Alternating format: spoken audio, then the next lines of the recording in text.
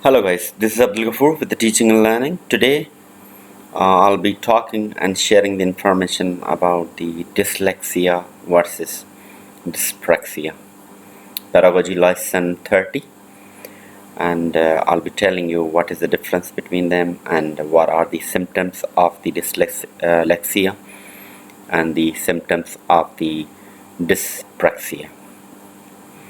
How we can identify these both of the terms and what we call them, learning disability or learning difficulties.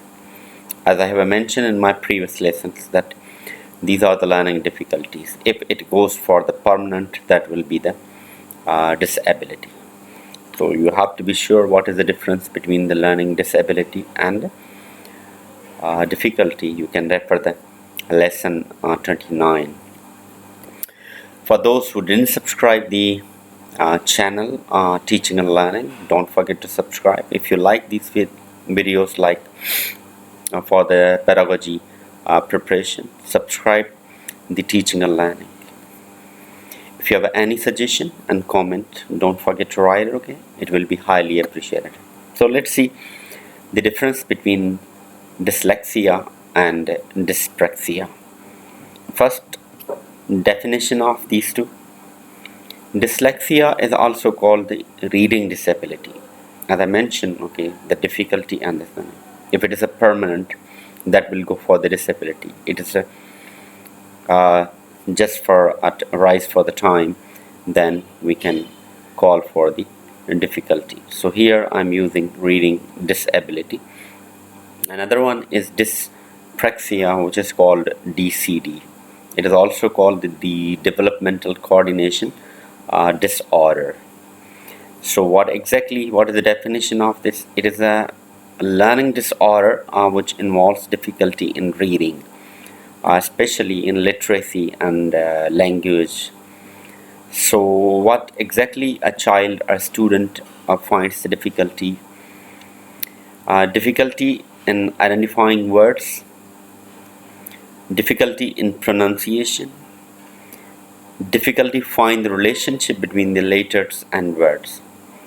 These are the some difficulties that a dyslexia student faces in his normal routine.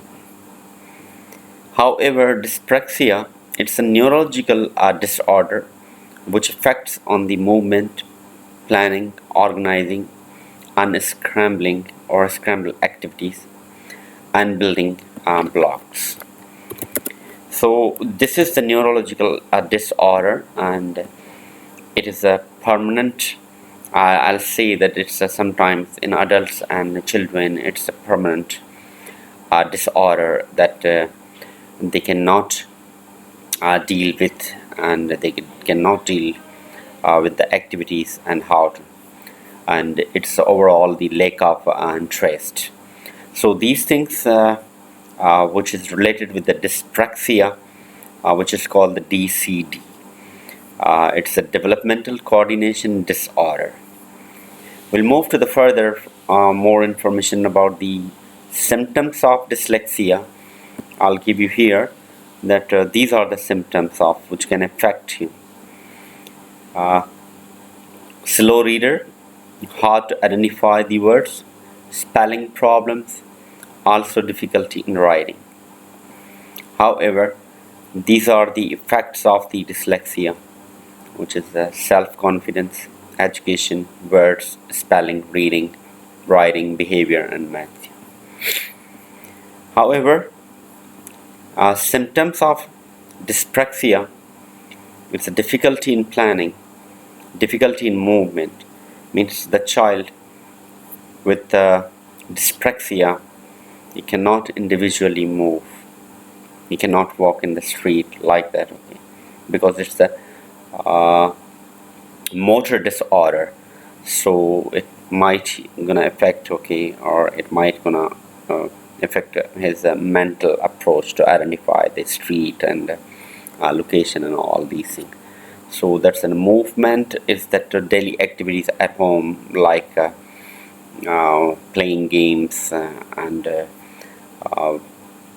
like stairs okay, and if you ask them to organize the timetable, okay, or follow the schedule, so these are really hard for a child with the dyspraxia. So difficulty in organizing, difficulty in sleeping as well, as you know. So he or she doesn't know how exactly and how to turn, and how uh, to be on a bed. So it needs someone's assistance and supports in order to complete the task. So even individually he cannot coordinate, but he can complete the task with the help of the coordination. So the last one is the lack of interest in toys, playing and building blocks. So friends, this is the difference between, or these are the differences between dyslexia and dyspraxia. I do believe with the title of dyspraxia and dyslexia, nobody wants to live with. But this is really hard to accept all these things. But what is a hard thing? To accept it. If you are not sharing the correct information with the tutor, with the organization, with the school, it might not help your child. So I'll suggest you that please share the correct information wherever your child is enrolled, and share all the information, the detail that your child suffers from. You have to be co-worker with the teacher and the schools in order to cater the individual's learning. I know it's a hard, but what is the most good thing for the child? That you have to share the correct information with the school. I'm sure you like this video, and if you have any questions, write it in the comment box. Okay. For the next topic and the next lesson, we'll be meeting. Okay. Thank you so much. Don't forget to subscribe. Stay blessed and stay safe.